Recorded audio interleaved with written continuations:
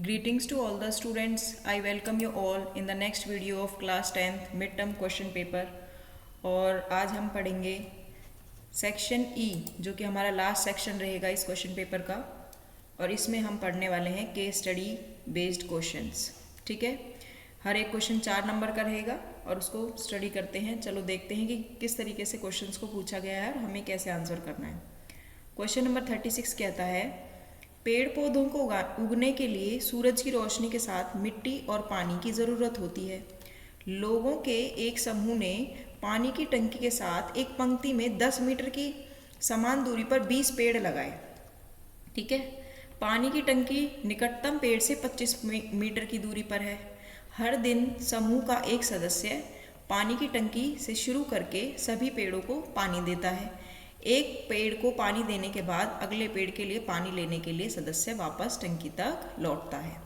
एक आपकी बुक में क्वेश्चन है पोटैटो वाला, यानी आलू वाली रेस का क्वेश्चन है। वो आलू रखे होते हैं, बाल्टी में डालने होते हैं 1 बाय 1। ठीक है, ये बिल्कुल वही क्वेश्चन है।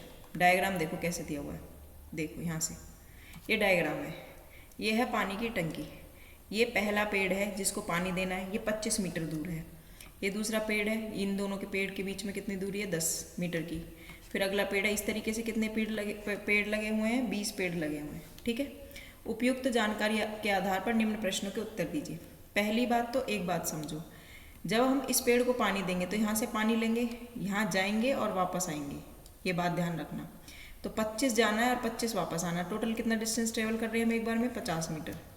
अगली बार में 25 जमा 10 यानी 35 आपको जाना है इस वाले पेड़ को पानी देने के लिए और 35 वापस आना है, क्योंकि भरने के लिए बाल्टी वापस आओगे ना। तो ये 35 और 35 कितना हो जाएगा, 70 हो जाएगा। इसी तरीके से हम जो है सारे उनमें पानी देंगे पौधों में। ये क्वेश्चन है। और टोटल कितने पौधे हैं, 20 पौधे हैं। सबसे पहला क्वेश्चन देखो क्या है, सदस्य द्वारा निकटतम पेड़ को पानी देने और टंकी तक वापस जाने की दूरी ज्ञात कीजिए। ये तो हम ऑलरेडी निकाल चुके हैं भाई। इसमें पानी देने के लिए जाएगा और वापस आएगा, तो ये क्वेश्चन है ना। पानी देने जाने और टंकी तक वापस जाने की दूरी बताओ। तो 25 जाएगा और 25 ही वापस आएगा। क्या आंसर आएगा, 50। तो इसका आंसर क्या होगा, 50 मीटर। ठीक है, इजी क्वेश्चन है ये तो। अब अगला देखो, इसी में अगला क्वेश्चन देखेंगे। सदस्य द्वारा दूसरे पेड़ को पानी देने और टंकी तक वापस जाने की दूरी ज्ञात कीजिए। जब दूसरे पेड़ को वापस जाएगा, देखो 25 और 10, 35 जाएगा और 35 वापस आएगा, यानी 35 तो वो जाएगा और 35 ही वापस आएगा। टोटल कितना हो गया, 70 मीटर। ठीक है, तीसरा क्वेश्चन देखो। आसान होते हैं केस स्टडी के क्वेश्चंस, पता नहीं क्यों बच्चे डरते हैं। अगला क्वेश्चन देखो, सदस्य द्वारा 10वें पेड़ को पानी देने और टंकी तक वापस जाने की दूरी ज्ञात कीजिए। अब मुझे 10वें पेड़ की निकालनी है, तो अब मुझे एपी की ज़रूरत पड़ेगी। ठीक है, तो एपी बेटा इसमें एपी क्या बनेगी, देखो पहले पेड़ को पानी दे रहे थे 50 आ रहा था, दूसरे पेड़ को पानी दिया 70 आया था। ऐसे ही जब अगले पेड़ को पानी दोगे तो क्या आएगा, 90। ये बन गई आपको एपी। क्वेश्चन क्या है, आपसे पूछा A10 बताइए क्या होगा। ठीक है, समझ आ गया ना। चलो सॉल्व करते हैं इसको। चलो देखो, हम पढ़ रहे हैं क्वेश्चन नंबर 36, इसका थर्ड पार्ट। ठीक है, तो क्वेश्चन में दिया हुआ है कि भाई एपी जो दिया क्या हुआ है, हमने बना ली एपी 50 है, 70 है और 90 है। ठीक है, तो फर्स्ट टर्म क्या हो जाएगी, 50, और डी कैसे निकालते हैं, पीछे वाली टर्म में से आगे वाली को माइनस कर देते हैं, तो ये आ जाता 20। ठीक है, मुझे चाहिए क्या क्वेश्चन में, A10 चाहिए। तो A10 निकालने के लिए एक शॉर्टकट हमने सीखा है, A + 9D लिख सकते हैं इसको। क्यों, क्योंकि यहाँ n-1D होता है, यानी जो इधर है उसमें से एक कम कर दिया तो यहाँ 9 आ गया। अब देखो ये क्या हो गया, 50 प्लस में 9, D का वैल्यू कितना है, 20। ये क्या हो गया, 50, 9 दूनी 18, 180। इनको जोड़ दोगे तो क्या आएगा, 230 मीटर। ठीक है, ये हो गया आंसर। बस इतना ही करना था, ईजी है ना। ठीक है, अब देखो इसका अथवा वाला क्वेश्चन। इन दोनों में से कोई एक क्वेश्चन करना है आपने। अब देखो, उपयुक्त स्थिति में बनी एपी का ए और डी ज्ञात कीजिए। मतलब जो एपी बनाई है तुमने, उसमें ए और डी निकाल कर दिखाओ, जो कि हम ऑलरेडी कर चुके हैं, और ए एन भी निकाल कर दिखाओ। ठीक है, चलो निकालते हैं। इसका अथवा का क्वेश्चन है ये। ठीक है, तो अथवा के क्वेश्चन में क्या बोला था, जो एपी तुमने बनाई है, ये एपी बनाई है मैंने, इसमें ए निकाल कर बताओ, ये ए आ गया, और डी निकाल कर बताओ वो कितना आया था हमारा 20। ठीक है, तो और क्या पूछा था, ए एन निकालो। ए एन का फॉर्मूला क्या बताया था, A plus N minus 1 into D. तो ए कितना है 50, एन का वैल्यू हमें नहीं पता, हमें ऐसे ही सॉल्व करना है, और ये हो गया 20। तो इस 20 को अंदर मल्टीप्लाई कर दो, ये हो गया 20 एन माइनस 20। ठीक है, जब इसको आगे सॉल्व करोगे तो क्या आएगा, देखो इस 50 में से ये वाला 20 माइनस हो जाएगा, तो ये 20 एन, ये वाला तो एज इट इज यहाँ लिखा जाएगा, और प्लस का क्या आएगा 30। ये है ए एन का वैल्यू, बस यही आंसर था। ठीक है, आप चाहो दोनों में से कोई भी क्वेश्चन अटेम्प्ट कर सकते हो, है ना इजी। तो मैं यही बता रही थी आपको कि केस स्टडी के क्वेश्चन इजी होते हैं। आगे देखो, इसी के अथवा में या इसी के साथ एक क्वेश्चन दिया हुआ है जो कि दृष्टिबाधित अभ्यर्थियों के लिए, लेकिन हम इसको सॉल्व करेंगे जैसे हमेशा करते हैं। तो क्वेश्चन क्या है, मीना ने हर सप्ताह कुछ पैसे बचाने का निर्णय लिया। ठीक है, पहले सप्ताह में उसने 50 रुपये बचाए, एक्चुअली यहाँ रुपये होना चाहिए था। वह हर सप्ताह अपनी बचत 20 बढ़ा देती है, हर सप्ताह 20 रुपये बढ़ा देती है। दूसरे सप्ताह में 70 रुपये बचाएगी, इसी प्रकार आगे भी बचाती रहती है। तो इन जानकारी के आधार पर निम्न प्रश्नों के उत्तर दीजिए। पहला क्वेश्चन, मीना द्वारा साप्ताहिक बचत का प्रतिरूप लिखिए। प्रतिरूप का मतलब है एपी बनाकर लिखना आपको कैसी थी। देखो, पहले वीक में उसने 50 रुपये बचाए, अगले वीक 20 रुपये बढ़ा दिए, तो कितने हो गए 70 रुपये हो गए, यहाँ पे लिखा भी है। उसके फिर 20 बढ़ जाएगा, तो एपी क्या बन जाएगी 50, 70, 90। ठीक है, किस सप्ताह में उसकी बचत क्या होगी 250 होगी, यानी आपको अंतिम पद दे दिया 250। आपसे पूछा है कौन से में, यानी एन का मान पूछा है आपसे। ठीक है, इस क्वेश्चन में क्या पूछा है, एन का मान। चलो यहाँ सॉल्व करते हैं। एपी यहाँ लिख लेते हैं, ये हमारा दूसरा वाला क्वेश्चन है। ठीक है, तो एपी लिख लो सबसे पहले, 50, 70, 90। आपको क्वेश्चन में दिया है ए एन जो है वो 250 है, हम एन का मान निकालना है। ए हमारा 50 है, डी हमारा 20 है। ए एन का फॉर्मूला लगाओ, एन माइनस 1 डी बराबर में 250। तो ए का मान तो 50 हो जाएगा, प्लस एन माइनस 1 20 बराबर कितना होगा 250। ये देखो प्लस का 50 है, या पहले इसको सॉल्व कर लो। चलो, ये 20 एन से मल्टीप्लाई होगा, 20 एन हो जाएगा, माइनस 20 1 जा 20, ये हो गया 250। ये हो गया 20 एन प्लस 30 बराबर 250। देखो ये प्लस का 30 है, जब ये राइट हैंड साइड पे जाएगा तो कैसा 30 हो जाएगा, यस माइनस का, गुड। तो ये 20 एन बराबर क्या हो जाएगा 250 माइनस 30 यानी 220। इस 220 को 20 से भाग कर देंगे, जो कि ये वाला 20 था। 0 से 0 कट गया, इससे काटोगे कितने पे जाएगा 11 पर। एन का वैल्यू क्या आएगा 11। ये हमारा आंसर हो गया। ठीक है, तो इसका मतलब कब होगी, कौन से सप्ताह में पूछी थी, तो 11वें सप्ताह में, 11वें सप्ताह में। ठीक है, ये आपका आंसर हो जाएगा। अगला क्वेश्चन देखो, पहले 10 सप्ताह में कुल कितनी बचत करेगी। शुरू के 10 सप्ताह में आपसे पूछा है कुल कितनी, कुल कब निकालते हैं, जब हमें टोटल निकालना होता है। कुल मतलब टोटल, और टोटल क्या होता है जमा यानी सम यानी एस एन निकालना है। कितने सप्ताह का, 10 सप्ताह का। तो बेसिकली आपको S10 निकालना है। तो SN का फॉर्मूला क्या होता है, n/2 2a plus n minus 1 into में d। ठीक है, तो यहाँ पर जब आप S10 निकालोगे तो क्या हो जाएगा, 10/2, 2 a का मान कितना था बेटा 50, प्लस 10 माइनस 1 कितना हो जाएगा 9, गुना में d कितना आया था 20। ठीक है, इसको इधर ही सॉल्व कर लेते हैं। तो इसको काट दो, कितने पे चला जाएगा 5 पे, ये हो गया 5 ब्रैकेट में 50 की 2 से गुना करोगे 100, और 9 दूनी कितना हो गया 18। ठीक है, ये हो गया 5 गुना में 280।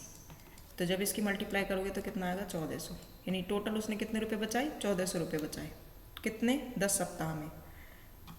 ऐसे ही अगला क्वेश्चन है कि 15 सप्ताह में वह कुल कितनी राशि बचाएगी। तो सेम ऐसे ही करना पड़ेगा हमें, an का मान निकालेंगे, बस ऐसे ही करना, सॉरी SN का मान निकालेंगे, S15 निकालेंगे। ठीक है, चलो देखते हैं कि कैसे करना है। मैं यहाँ करवा रही हूँ, इसका मतलब ये है कि आप भी खुद भी ट्राई कर सकते हो। इस क्वेश्चन में मुझे S15 निकालना है। ठीक है, सबसे पहले हम फॉर्मूला लिखेंगे, ये हो गया 2a plus n minus 1 into में d। ठीक, तो S हमने निकालना है 15। ये हो जाएगा 15/2, ये हो गया 2। ए का मान कितना था 50, ये क्या हो जाएगा 15 - 1 यानी 14, और ये क्या हो जाएगा 20। ठीक है, क्या 15 से 2 कट सकता है? बिल्कुल भी नहीं, तो इसको एज इट इज़ लिख देंगे। ये कितना हो गया 100 प्लस 15 - 1 14 20। ठीक है, आगे देखो ये हो जाएगा 15/2 ब्रैकेट 100, 14 दूनी 28, 280 हो गया। ये हो गया 15/2 गुणा में कितना हो जाएगा 380, काट दो, कितने पे चला जाएगा 190 पे। और जब इन दोनों की गुणा करोगे यानी 190 की गुणा करोगे 15 से, तो आपके पास आंसर आएगा 2850। ठीक है, और 15 सप्ताह में उसे पास कितने पैसे हो जाएंगे? 2850 रुपये हो जाएंगे उसके पास। ठीक है, तो ये थे दोनों क्वेश्चन जो कि एपी से आए हुए थे। ठीक है बेटा, तो ये इजी क्वेश्चंस थे, टफ नहीं थे, बस थोड़ी सी मेहनत लगती है इनको सीखने के लिए। चलो अब आ जाओ 37वें क्वेश्चन पर। ये कौन से चैप्टर का क्वेश्चन है? ये है प्रायिकता का क्वेश्चन। ठीक है, चैप्टर 14 प्रायिकता का क्वेश्चन है ये। एक पेटी में 20 कार्ड है, यानी कुल कार्ड मेरे पास कितने हो गए? यस, शाबाश, कितने? 20, जिन पर 3 से लेकर 22 तक संख्याएं अंकित हैं। ये काउंटिंग भी लिखकर दिखा दी है इन्होंने, 22 तक काउंटिंग लिखी है। इस पेटी में से एक कार्ड निकाला जाता है। अब हमें कुछ प्रश्नों के उत्तर देने। देखो इन्होंने 22 तक गिनती लिखी है बाकायदा, हर बार क्वेश्चन वाला डायग्राम बनाकर नहीं देता है, लेकिन इन्होंने दिया है तो बहुत अच्छी बात है। चलो पहले क्वेश्चन का आंसर। उपयुक्त जानकारी के आधार पर निम्न प्रश्नों के उत्तर दीजिए। प्रायिकता ज्ञात कीजिए। किसकी कार्ड पर अंकित संख्या कैसी होनी चाहिए? एक विषम संख्या होनी चाहिए। कैसी संख्या होनी चाहिए? विषम। सबसे पहली बात तो ये है, तो एक तो आपको फॉर्मूला जरूर लिखना है। फॉर्मूला क्या होता है? अनुकूल परिणामों की संख्या डिवाइडेड बाय कुल परिणामों की संख्या। ठीक है, ये फॉर्मूला तो घोट कर पी जाओ, बिल्कुल याद ही रखना है आपको। ठीक है, सबसे पहले एक बात तो मुझे पता चल गई, मेरे पास टोटल कार्ड कितने हैं? 20। अब हमें क्या देखना है? ऐसी संख्या देखनी है जो विषम होती है। विषम संख्या कौन कौन सी होती है? जो 2 के पहाड़े में नहीं आती। 3 आता है? नहीं, तो ये तो आता है, ये तो काउंट हो जाएगा। ठीक है, 5 नहीं आता, 6 भी आता है, एक ये हो गया, 8 भी आता, काट दो, 9 नहीं आता, 10 भी आता है, 11 ये नहीं आता, ये सॉरी ये इसमें काउंट नहीं होगा, 13 नहीं आता, 14 आता है, 16 भी आता है, ऐसे ही 18 भी आता है और 20 भी आता है, 22 भी 2 से भाग हो जाएगा। तो ये हो गए आपके टोटल, है ना। अब गिनो ये कितने हो गए? 1 2 3 4 5 6 7 8 9 और 10। ठीक है, तो आंसर क्या आएगा? हाँ जी, आंसर क्या आएगा? बस आपको पता है 10/20, 0 से 0 काट दो, आंसर क्या आएगा? 1/2। ठीक है, इजी है ना। तो इस तरीके से क्वेश्चंस को अटेम्प्ट करना है। अब आ जाओ दूसरा क्वेश्चन पढ़ेंगे। 10 से छोटी संख्या का गिननी है अब हमें। किससे छोटी संख्या गिननी है? 10 से छोटी। तो इसको मैं यहाँ पर वापस लिख लेती हूँ। अब हम इस क्वेश्चन का आंसर लिखेंगे, फॉर्मूला सेम है। ठीक है, तो ये 20 हो गया। 10 से छोटी संख्या देख तो कौन कौन सी है 10 से छोटी, इसको इरेज कर लें।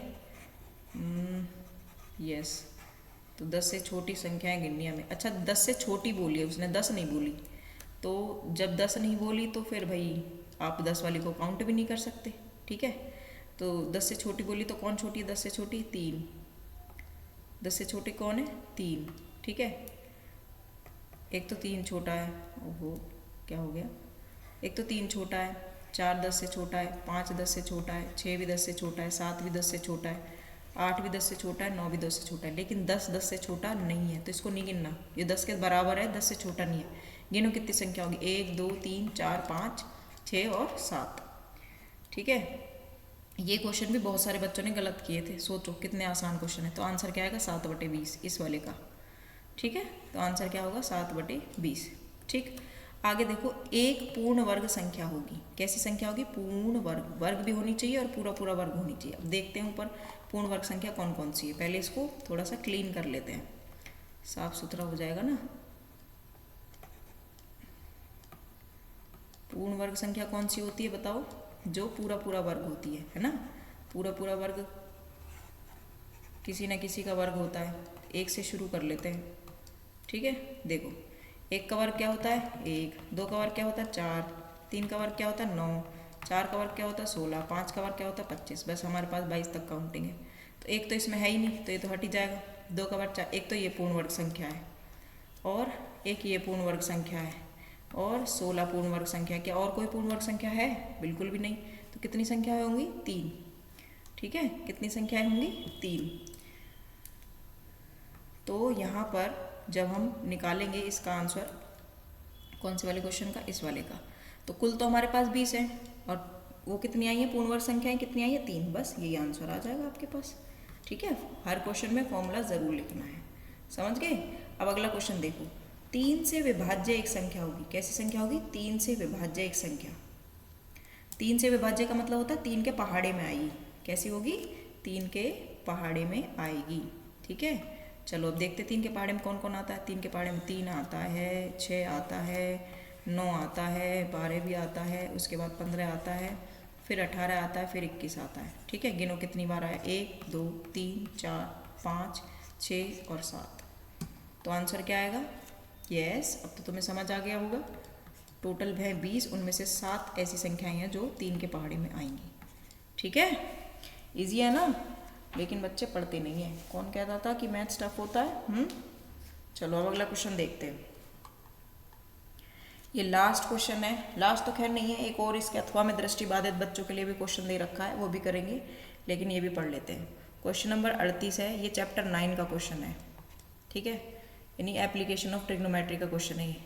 तो रेडियो टावरों का उपयोग रेडियो और टेलीविज़न सहित संचार सेवाओं की एक श्रृंखला को प्रसारित करने के लिए किया जाता है।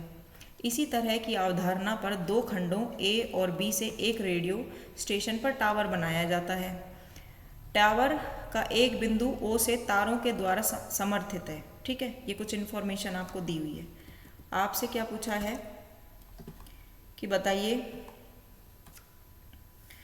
क्वेश्चन पढ़ते हैं पहले आगे। टावर के पाद बिंदु सी यानी ये और ओ के बीच की दूरी 45 मीटर है। ठीक है, ये 45 मीटर है। ओ से खंड बी के शिखर का उन्नयन कोण, ओ से खंड बी के शिखर का उन्नयन कोण कितना है? यहाँ तक कितना है? 30 डिग्री। और ए के शिखर का उन्नयन कोण कितना है? 45 डिग्री। ये टोटल कितना है? 45 डिग्री।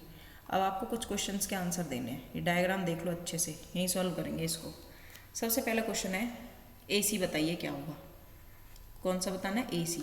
अब ए सी कहाँ से कहाँ तक है? यहाँ से यहाँ तक। तो मुझे ये दिखाई दे रहा है, मुझे बड़ा वाला ट्रायंगल दिखाई दे रहा है और उसी का यूज़ होगा। कौन से बड़े वाले ट्रायंगल का? इसका। ठीक है, अंदर वाली लाइन को अभी के लिए भूल जाओ। तो इसमें मुझे एंगल कितना दिखाई दे रहा है? 45 डिग्री का। तो सबसे पहले लिखेंगे ट्रायंगल ए सी ओ में। ठीक है, कौन सा थीटा लगेगा? शाबाश, टेन थीटा। टेन थीटा क्या होता है? लंब बटे आधार। ठीक है, टेन कितना दे रखा है? 45 डिग्री। लंब कितना है? ए सी। और ये कितना है? आधार कितना है? सी ओ। ये कितना हो गया? 1। सारी वैल्यूज़ याद होनी चाहिए। ए सी तो मुझे निकालना है, सी से लेकर ओ कितना दे रखा है? 45। तो क्रॉस मल्टीप्लाई कर दो तो ए सी कितना आ जाएगा? 45 मीटर। ठीक है, तो यहाँ का आंसर लिखेंगे 45 मीटर है। चलो अगला क्वेश्चन है ओ बी की दूरी याद कीजिए। क्या कहाँ है क्वेश्चन? ओ बी की दूरी याद करो। पहले इसको इरेज कर लेते हैं, ये एक्स्ट्रा जो पॉइंट है उनको हटा देते हैं। ठीक है, चलो आगे क्या क्वेश्चन है? ओ बी कहाँ है? ओ बी ये रहा, ओ बी, ये वाली दूरी निकालनी है। तो इस बात से मुझे एक बात समझ आ गई, मेरे को कौन सा ट्रायंगल यूज़ करना है? ये वाला, यानी त्रिभुज बी सी ओ में। ठीक है, पहली बात। अब देखो मुझे ये वाली साइड निकालनी है, मुझे लंब नहीं निकालना, मुझे ये निकालना कर्ण, और आधार मुझे दे रखा है। तो सीधा सीधा क्या बन जाएगा? यहाँ पे कॉस थीटा बन जाएगा। क्यों बन जाएगा कॉस थीटा? क्योंकि कॉस थीटा होता है आधार बटे कर्ण। क्या होता है? आधार बटे कर्ण। कॉस कितना दे रखा है यहाँ पे? 30 डिग्री। ठीक है, क्योंकि छोटे वाले ट्रायंगल में एंगल कितना है? 30 डिग्री का है। आधार कितना है? 45। कर्ण हमें निकालना है जो कि हमें ओ बी दिया हुआ है। कॉस 30 का वैल्यू कितना होता है? यस, √3/2। तो ये हो गया 45 बटे ओ बी। क्रॉस मल्टीप्लाई कर दो तो ओ बी की मल्टीप्लाई तो √3 से हो जाएगी और 45 की मल्टीप्लाई किससे हो जाएगी? 2 से। ये हो जाएगा 90। ठीक है, क्योंकि आपको पता है हमें तो ओ बी निकालना पूरा पूरा। इसको इधर सॉल्व कर लो। ओ बी का वैल्यू क्या हो जाएगा? 90 बटे में √3। लेकिन मैंने आपको एक बात सिखाई थी, कभी भी √3 को, रूट वाली वैल्यू को नीचे नहीं छोड़ते, हमेशा परिमेयकरण करके छोड़ते हैं। तो इसका परिमेयकरण कर देंगे, हो जाएगा 90 √3 / 3। इस 3 से ये कट जाएगा तो कितने पे चले जाएगा 30 पे। तो ओ बी कितना आएगा 30√3 मीटर। तो कितना आएगा 30√3 मीटर। ये आपका आंसर हो गया। ठीक है, आई होप आपको ये समझ आ गया होगा। हमेशा बच्चों का कन्फ्यूजन रहता है कि हमें कैसे पता चलेगा कि कौन सा थीटा लगेगा। बेटा आपको ये देखना है कि जो सिचुएशन है उसमें क्या गिवन है और आपको क्या निकालना है। अगर जो भी रिलेशन आपको दे रखा है तीनों में से, उस हिसाब से आपको कंडीशन के हिसाब से निकालना होता है। अगला क्वेश्चन देखो, ए बी की दूरी ज्ञात करो। तो ए बी कहाँ है, ये रहा ए बी ऊपर, यहाँ से लेकर यहाँ तक ए बी है। तो अगर मैं ए सी तो मैंने निकाल लिया था, 45 मीटर आया था। अगर इसमें से बी सी वाला यानी ये वाला हिस्सा घटा दूँ तो मेरे पास ए बी आ जाएगा कि नहीं आ जाएगा। उसके लिए मुझे ये वाला हिस्सा निकालना पड़ेगा। ठीक है, ये वाला हिस्सा क्या करना पड़ेगा, निकालना पड़ेगा। तो अगेन बी सी ओ ट्राइंगल में ही मुझे काम करना पड़ेगा। चलो इसको यहाँ सॉल्व कर लेते हैं। इधर यहाँ मैं लाइन ड्रॉ कर लेती हूँ, इधर सॉल्व कर लेते हैं। देखो कैसे करेंगे, त्रिभुज बी सी ओ में।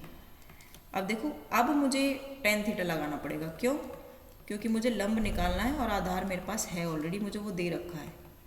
ठीक है, तो tan थीटा कितना दे रखा है, थीटा छोटे वाले त्रिभुज में ये था 30 डिग्री। लंब मुझे निकालना है जो कि मेरा बी सी है, आधार मुझे दे रखा है 45, जिसकी वैल्यू होती है 1/√3।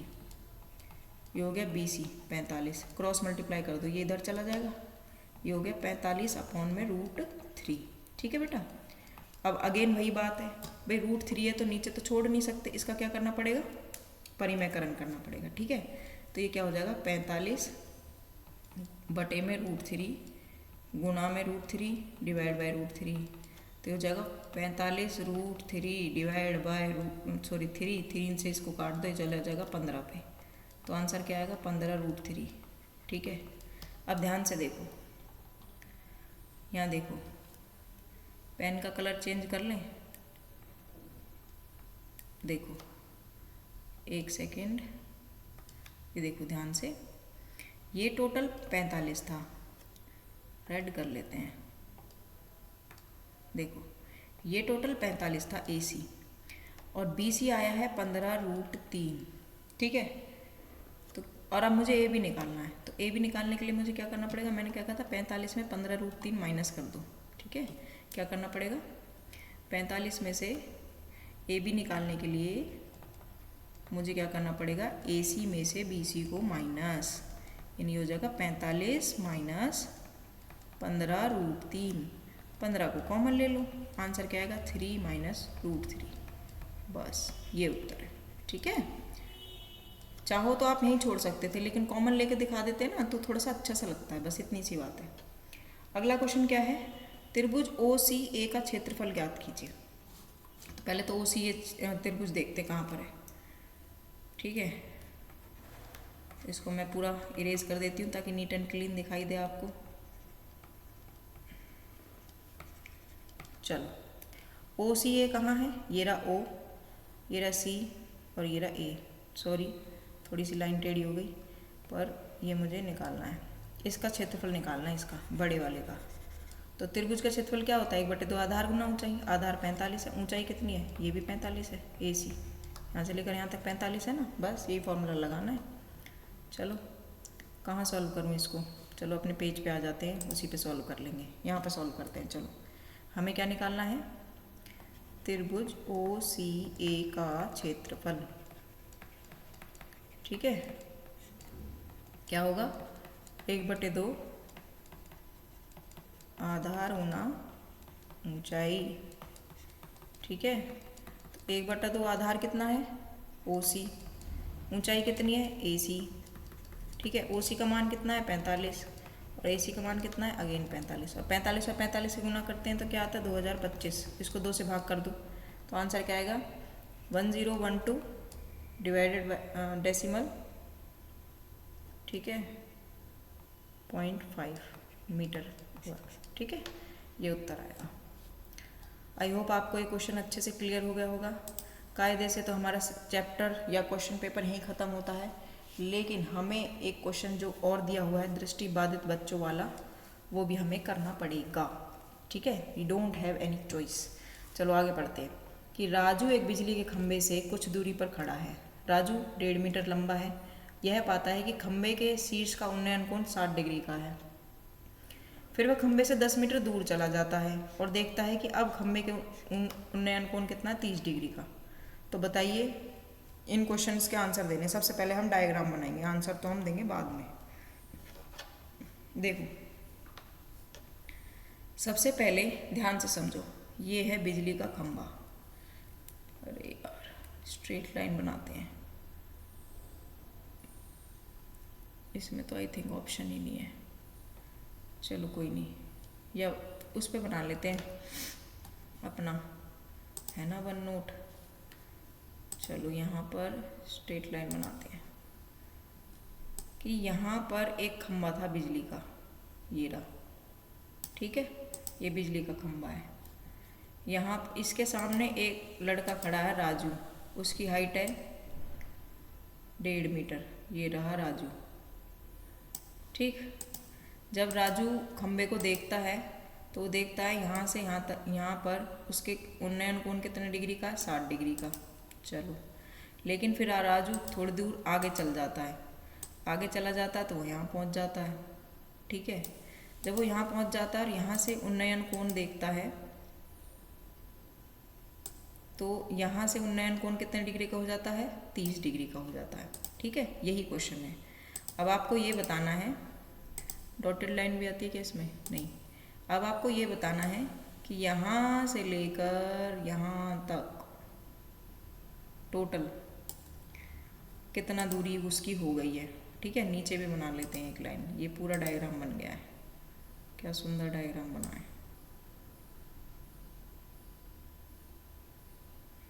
चलो बहुत सुंदर, बढ़िया एकदम। देखो मेरी बात सुनो, पहले क्या है, ये राजू है, इसकी हाइट है 1.5 मीटर, ठीक है। और वो 10 मीटर यहाँ से चला था, इतना डिस्टेंस उसने 10 मीटर चला था टोटल। शुरू में 60 डिग्री का कोण था, बाद में कितने डिग्री का हो गया था, 30 डिग्री का। आपसे क्वेश्चन में क्या पूछा है, आपसे पूछा है क्वेश्चन में अलग अलग कुछ क्वेश्चन पूछे हुए हैं, हम पढ़ते जाएंगे, आंसर देते जाएंगे। पहले इसका नाम दे दो, ये हो गया ए, ये हो गया बी, ये हो गया सी, और इधर हो गया डी, इधर हो गया ई, इधर हो गया एफ, और इधर हो गया जी। पहली बात तो देखो ये 1.5 है तो ये भी कितना होगा 1.5, इधर भी कितना हो गया 1.5, ये वाला ई डी 10 है तो ऊपर भी कितना हो गया 10 मीटर, ठीक है। इतनी इन्फॉर्मेशन मुझे मिल गई। अब आ जाओ क्वेश्चन पे। पहला क्वेश्चन, जब राजू खंबे के पास था तो खंबे के शीर्ष का उन्नयन कोण क्या था। जब राजू खंबे के पास खड़ा था तो उन्नयन कोण कितने डिग्री का था बताओ।